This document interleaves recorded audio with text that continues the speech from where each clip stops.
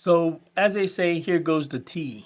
The reality is that people were wondering what kind of job report numbers are we going to get now that Trump fired the head of BLS and replaced it with his own person.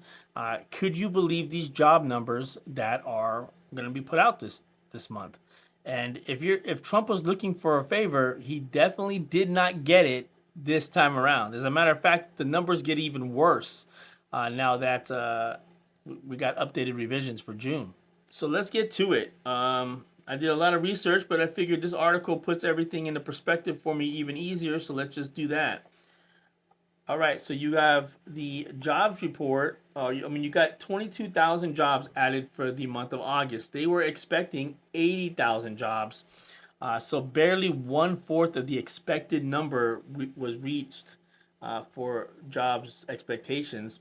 Unemployment went up to 4.3. It was originally 4.2, so that's never a good thing. And then we go further down. Let's see what it says. Now this one right here is where it is absolutely crazy.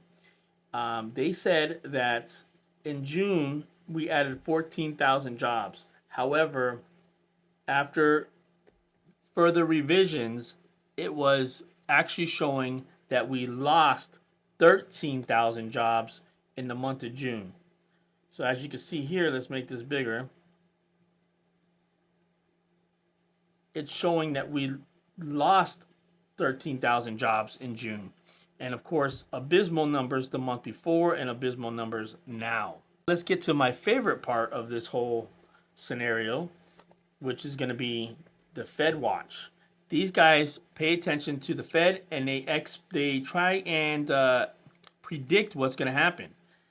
And take a look at this, my friends. Take a look at this. So currently, the Fed funds rate is at 4.25 to 425 basis points to 450 basis points. As of today, 88% chance that they're going to lower it 1/4% or 25 basis points.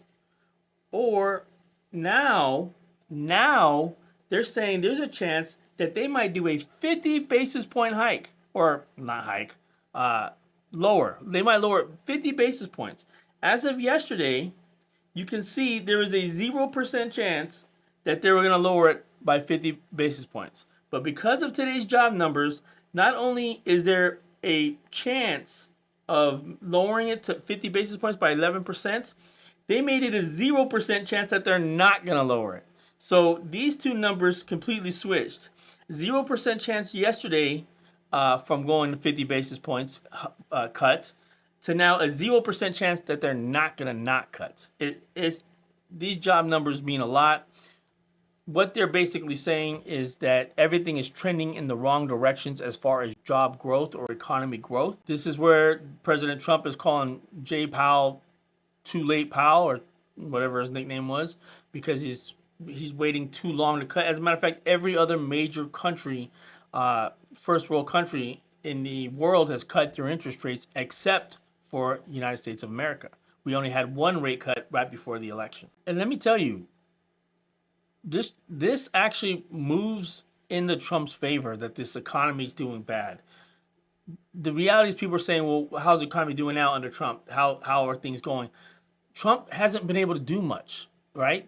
The Trump tariffs, yes, that's a big deal, tremendously. And will that hurt our economy? The professionals, the best of the best, say that it will absolutely hurt our economy. So far, it doesn't seem like it has, according to their their tariff numbers. But that's you can't predict that. People ordered way in advance to avoid tariffs. You got to wait a couple of months, 6, 7, 8 months before you can actually see how the tariffs are going to play out.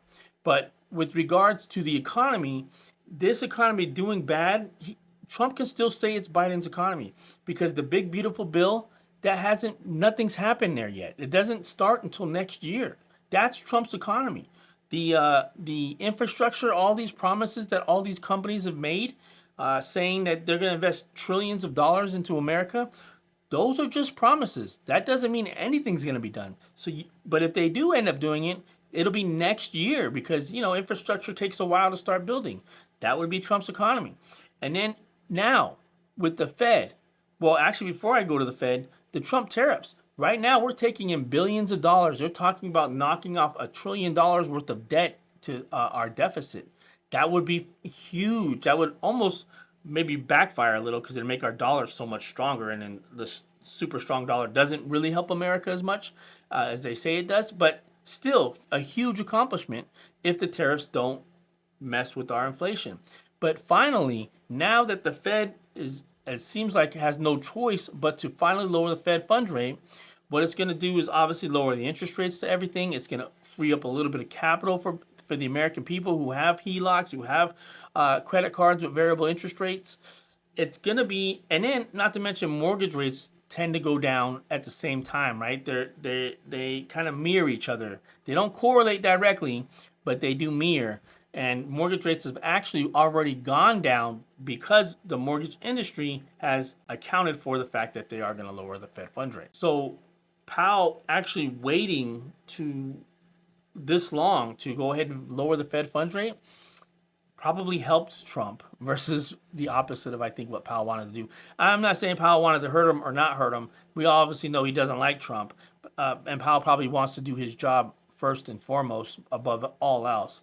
But by waiting and letting the economy go bad, listen, a recession is long overdue. We've never truly have had a recession since getting out of it, our 2008 recession. And it's been long overdue. If we have a recession and now the Fed funds rate starts to come down, we have trillions of dollars in infrastructure promised. And if it goes through, if we do get the tariffs that actually help pay down the debt,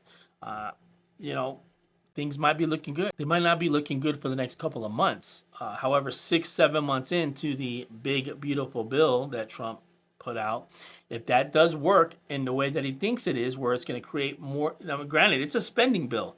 It's a spender, but his thought process is that the spending is going to be so wisely done that it will create more investment, more income for the economy. Kind of like when a business owner takes out, a bunch of debt to start their business, but it's going to create so much income that's going to help pay off their debt. That is the reasoning behind the big, beautiful bill. So far, it looks like the economy is going in the wrong direction. However, it looks like Trump might end up benefiting in the end if his stuff works. Now, listen, I talked to people very recently that don't believe a word that Trump is saying, and they back it up with some type of historical facts. And the truth is, we don't know if his plan will work or will not work. But what we do know is we will all eventually find out. Probably not until late 2026, though.